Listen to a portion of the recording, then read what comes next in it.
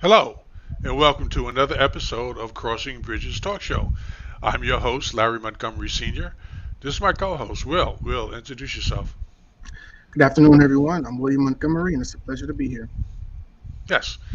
Now, this week, I guess there was a little technical difficulty in getting our special guests in, but that's okay. Uh, we can handle it.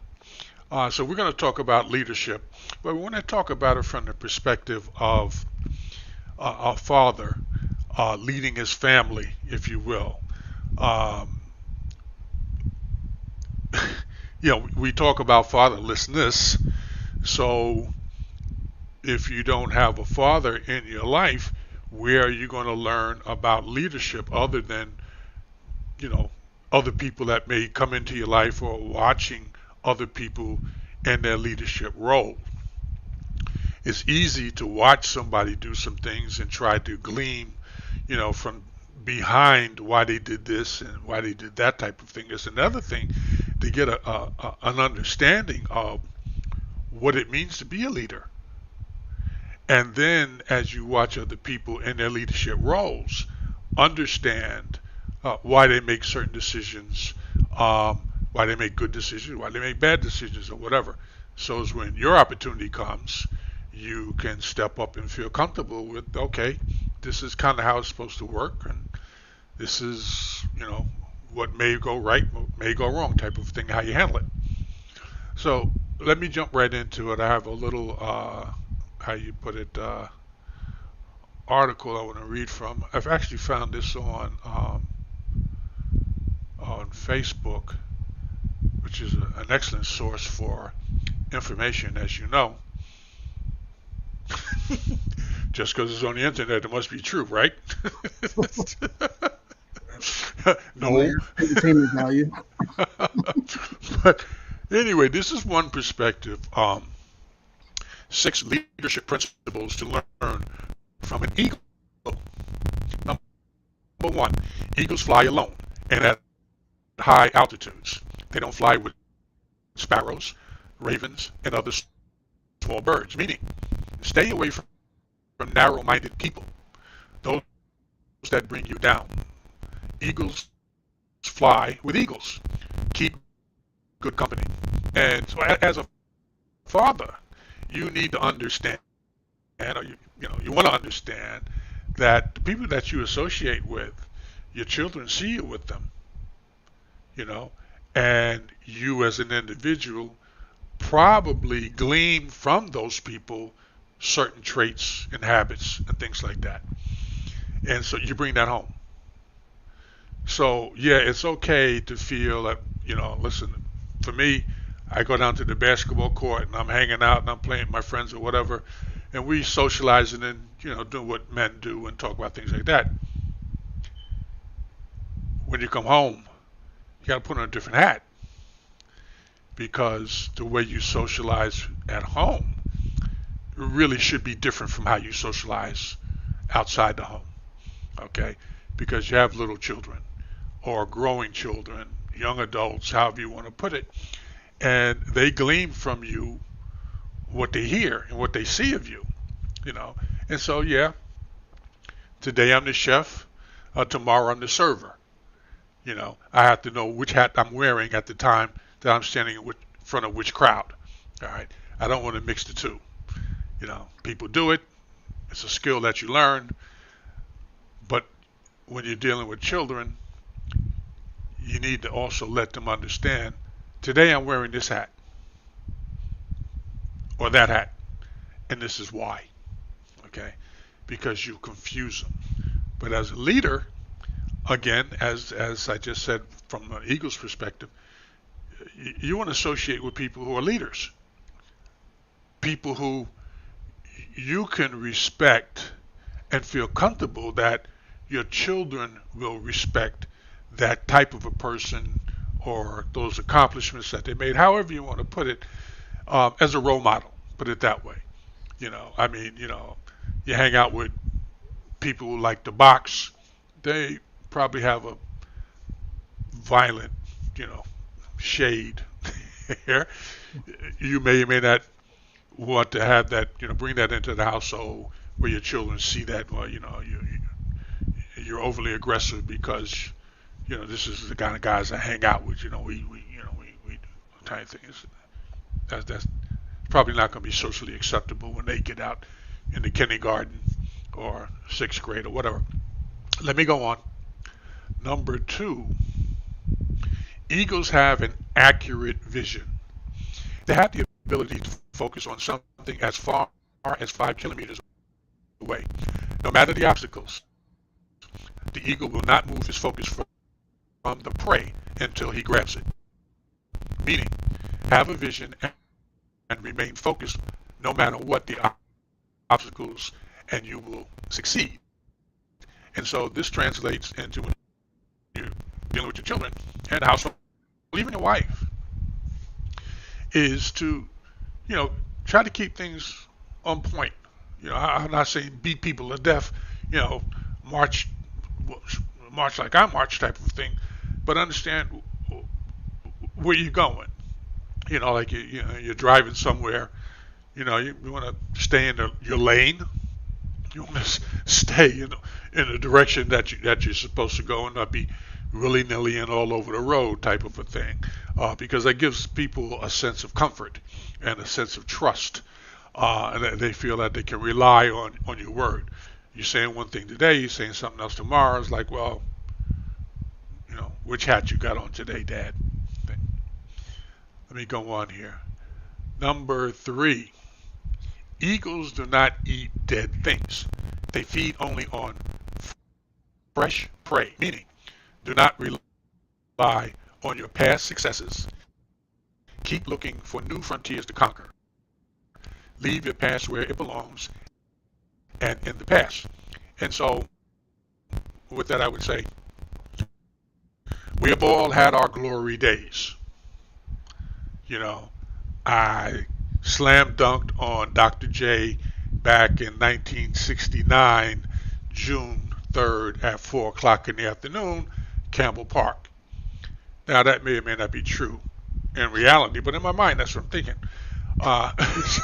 But because 40, 50 years ago I did it, it got nothing to do with right now. Trust me, basketball is much heavier at 70 than it was at 19. I don't know why they do that, but that's the way it is. Okay, let me go on. Number four, eagles love the storm.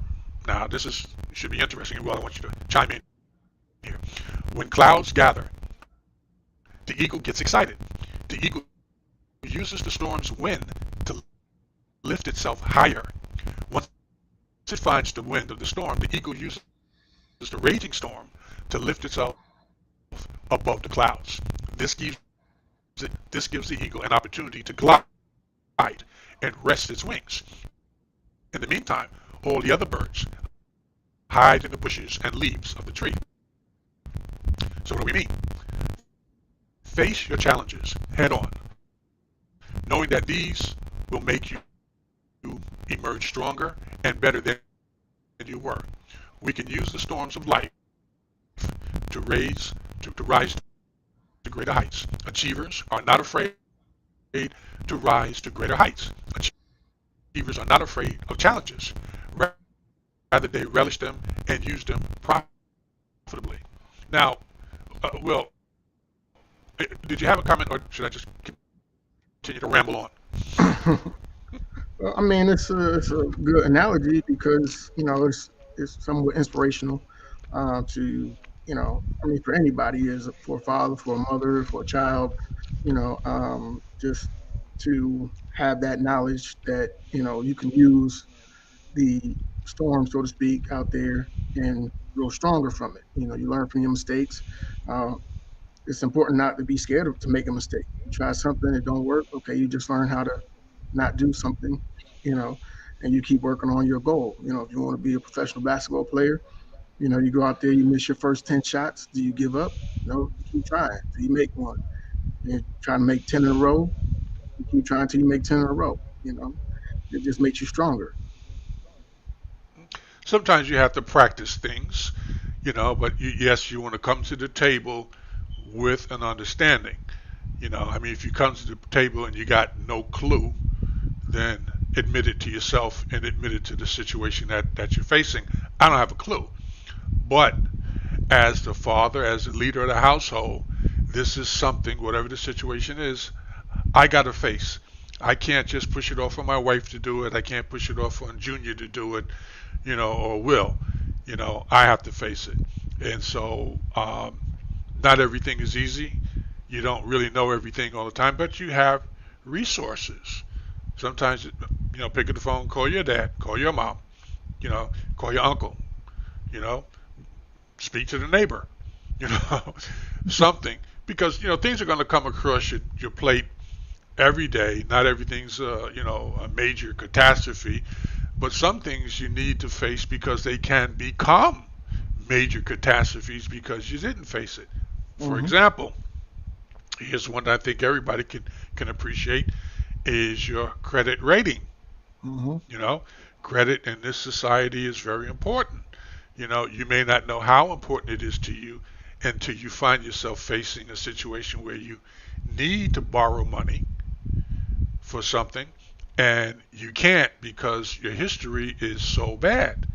You have to take step back and say, look, some things are important. I need to focus on them. Some things, yeah, you could put off or whatever, and some things are just never going to come up. And usually that list of things that you said will never come up, they're the first things that come up. Mm-hmm. Okay, and so the tests just keep coming. They don't stop. They just keep coming. They say, no, I'm going to take a break from life for a few minutes. That usually doesn't work out well. So you got to be in it. You got to be in it to win it, and you got to be in it to stay in it. And so keep that in mind when trouble comes, because it's going to come. You know that if you don't have any background in it, find somebody, or along the way listen to what other people are saying about certain situations that they've run into, so you understand what you're running into. Classic. Yeah. Well. Okay. And sometimes having no credit history can be worse than having bad credit history. So gotta keep Yeah, that but in there's mind. solutions there. Yeah. But the thing is yeah, if I don't have any, I'm not necessarily the worst place. That's the place I am. I don't have any credit, but you know, you have to know that credit is important and face it. That's the point. Face it. Just don't keep putting it off. I can tell you about my brother-in-law who is in a relationship that's probably mentally challenging. You know, and a lot of the challenges that he faced are self-inflicted. And so you have to understand that too. This is me. This is what works for me mentally. But even if you think it's working for you, the reality is you have to ask yourself the question, is this really working for me? Or did I just get comfortable with it and I've accepted this as my plight? You know, uh, case in point with this particular relative, he lives in one county and works in another county. And so the cost of transporting and the time required to go from one county to the next county is a burden. But because he's gotten comfortable with that process, he doesn't realize, first off, the toll it's taken on him. Secondly, what it's costing him and his family. And thirdly, the risk of traveling so far for a job that, you know, everybody has their opinion about how much you make, but you're traveling that far for a job that makes X dollars, and you're spending most of those dollars on traveling home and to the job. You know, so at the end of the week, month, or whatever, when you get paid, you look and say, well, I only have these dollars to put into, and so people look at you kind of funny with that. We don't have sneakers, we don't have this or that. Why? Well, I don't have it. And one of the reasons why you don't have it is because you've gotten comfortable with the fact that I'm spending most of my check going back and forth to earn a check. The decision is maybe if I move closer or got a job that's closer, You know, Mhm. but that's a change for you, your comfort level. Yes, because you're moving or you're getting a new job that's closer. But you got to realize, as the leader or head of the household or whatever, it ain't about you. It's about the family, making them secure, making them comfortable, just so they can do what they have to do. Do you have something, Will? I'm sorry. I mean, I kind of disagree a little bit because your Hmm. whole point was that it's a burden on him, as well. So he has to make a decision that's best for the whole family. That includes him, because you can go out of your way for your family all you want, but if you somehow fall apart because of your decision, they don't have anybody for their security. So you really have to take in account yourself, your mental stability, because like I said, you have to be there 100% for them to grow and be strong. And that reminds me of another issue that fatherlessness brings up. We have a lot of fathers out there. I'm just talking about the black community, whatever happens in the other community, that's fine. But when you have brothers out there, got 6 or 7 baby mamas, and they tell you, "Yeah, I support all my kids," that's a lie from the pit of hell. Because you got one child, 2 children, they're in the same household, 3 children or whatever. You're spreading yourself to give each one of them the attention that they need, not that you think you have available, okay? Because you made the decision to make a baby. And so that you have to look at it from your own perspective. I got a father that, listen, we got 8 people at the table, and one of them's mom. One of them's me. Well, what about the other 6? The other 5 or whatever. When are they going to have that special time with dad? How are they going to understand? You know, they may have questions. Well, you got 3 or 4 baby mamas in 3 or 4 different households. That means you hear one moment, you hear the next moment, you hear the next moment, you hear the next moment. You still travel time in between. But the point is that you're spreading yourself so thin, and you're thinking, I'm all this because I got all these kids, and life is good, I'm a family man or whatever. That's a little foolish, because the cost of raising a child nowadays, it might be your whole check, okay? But you got 4 or 5 kids, each one's going to get 25%, 25. It works its way out because they have needs and they have desires that you as a father need to make an effort to meet. Because you're the leader, you're the head. Anyway, let me go on. There's only a couple more. Um, Number 5, prepare for training. They eagles, they remove their feathers and soft grass in the nest so that the young ones get uncomfortable in preparation for flying and eventually fly. When it becomes unbearable for them to stay in the nest, meaning that, okay, let me finish the point.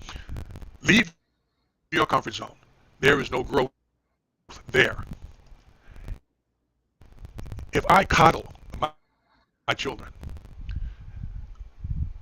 their whole lives, they will never see or feel the need to get uncomfortable. They'll never see a reason that they should go out on their own. You sit there and wait for mom or pop to bring the food home like it's okay. It's their responsibility because they're the mother and the father. Well, it is their responsibility until you become an adult. When you become an adult, you have responsibilities for yourself. And if you decide to have a family, your responsibility, as we're talking about, is to your family. All right? We got people who were crippled, young men, by overindulging them and accepting them. Well, you did this, Johnny. Don't worry about it. It'll be okay. Oh, well, you knocked up Jody, and you knocked up the neighbor, and you knocked up the school teacher.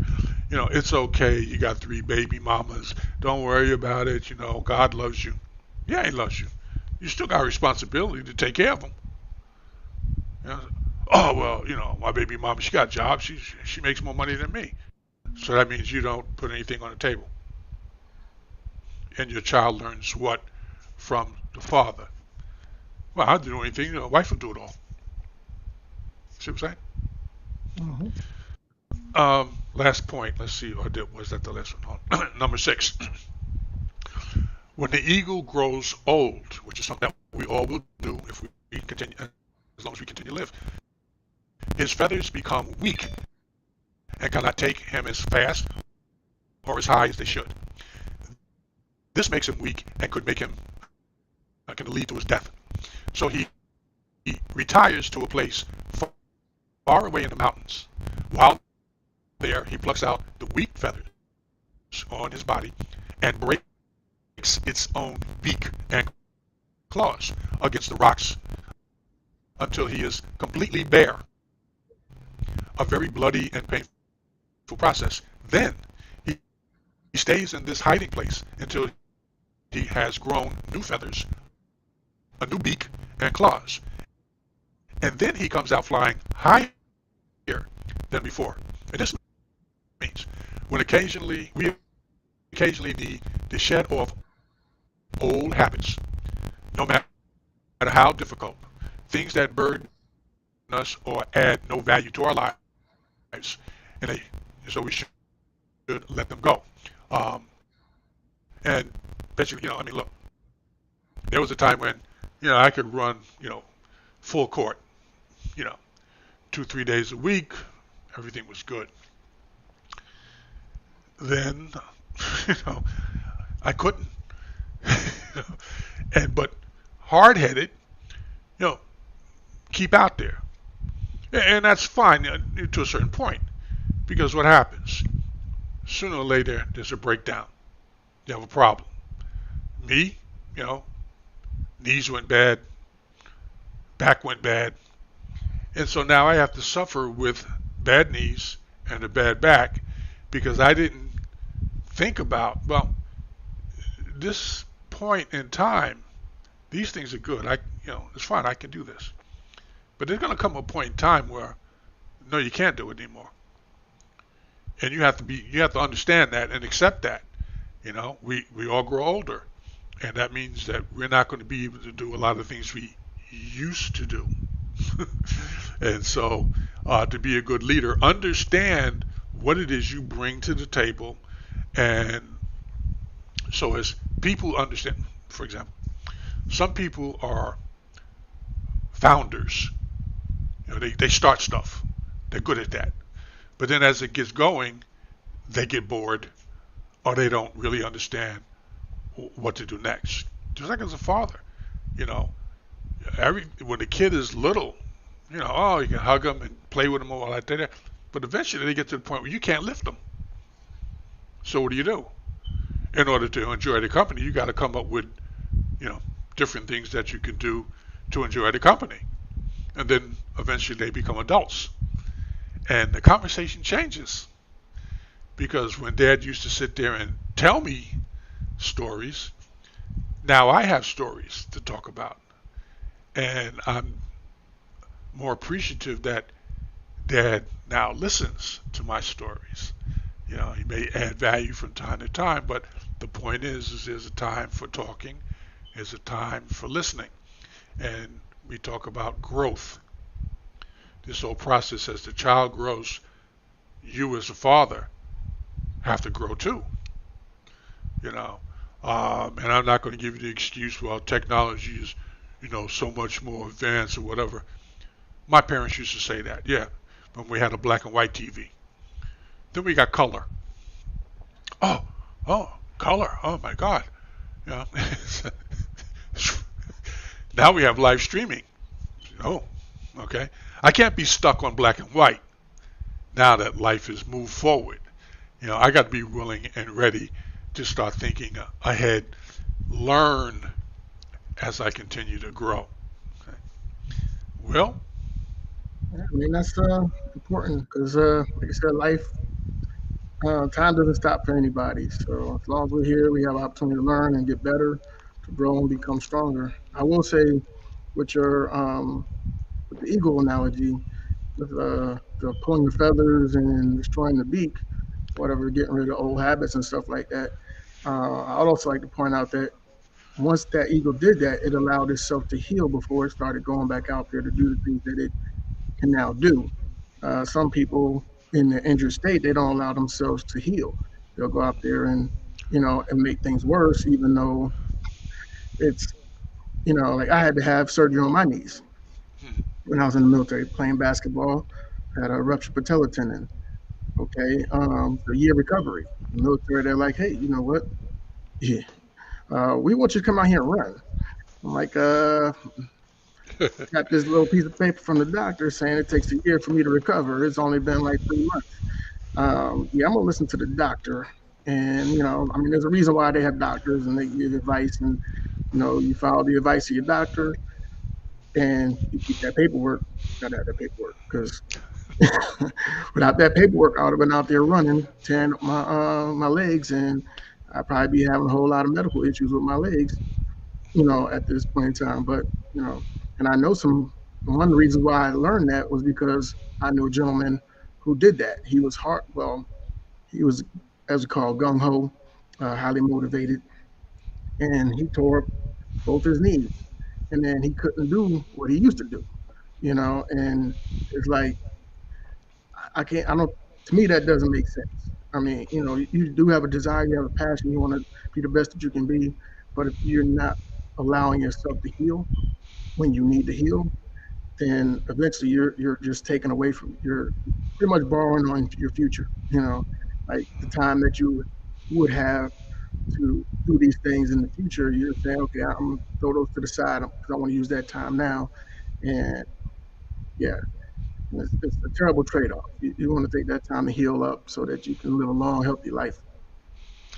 Understanding that that too, that as you grow older, you should accumulate some wisdom, you know, and the point is yeah, you want to live a full life, you want to do things that kind of, but your responsibility, and we're talking about fatherlessness, you know, you as an individual, if you're a father, if you're going to be a father, you know fathers, however, you know, you want to pass on things that make sense, and I can tell you, yeah, there's probably a couple of guys out there that I know in my age group, who still get out and run and play ball.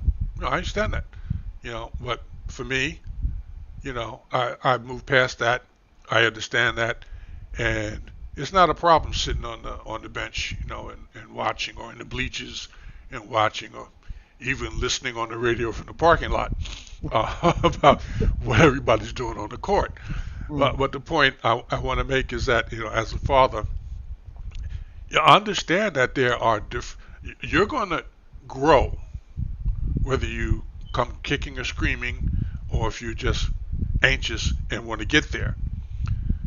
Remember, it's your responsibility to make sure that your children, the ones who come behind you, understand that growth is not necessarily, well, last week I scored 100, at the basketball court. This week I want to try to score 200, type of thing. Might be a realistic goal for you, but then for the people in the room listening to you, I said, look, that's not necessarily makes a lot of sense, especially after I've been injured or whatever, whatever. But I want to get caught up in that. I think you get the point, is that as you grow older, understand the environment and the situation that you're facing, and be responsible. Because look, I don't have to play basketball now. I can play golf. Okay, still Hmm. getting out, still walking, type of a thing like that there. Or I could sit around and be a couch potato, whichever one works for you. you Hmm. know? Well, Yeah. my thing was it wasn't necessarily about being older, but you have to get to being old. So sometimes you're tearing up your body as a young person, and therefore you're not able to do those things with your children that you would have preferred to be able to do. And so in a sense, you're also taken away from yourself in that experience. Like you want to go out there and run down the street with your kids, you want to go to the park and play, whatever. If you tear yourself up because you're not allowing yourself to heal as a young person, you know, like I said, you're stealing from your future with your, of yourself and your children. So you want to be mindful of that too as a young person. And also, as you get older, you definitely want to make sure that you continue that practice because it's important. Yeah. Okay. So I've accomplished what I wanted to accomplish. We went through the list. Hopefully, for the final version of this show, we'll have a little video up, with some pictures and stuff, make it look all good. So until then, and next week, who do I have up? I have a gentleman that we'll be talking to, Will, that we may Mhm. have to do a pre-recorded show. But Okay. again, you know, we'll post what the topic is, and we'll go from there. And so, in the meantime, between time, please, Will, make your announcement, and then we can close up. Okay. So we would like to extend the invitation to our viewers that if you would like to hear us talk about a certain topic, or you would like to be a part of the show, please hit us up in the comment section. Let us know what your topic is or when you would like to be a part of the panel. Okay, so that's it for this evening. We will see you again next week, God willing, and the creek don't rise. And the creek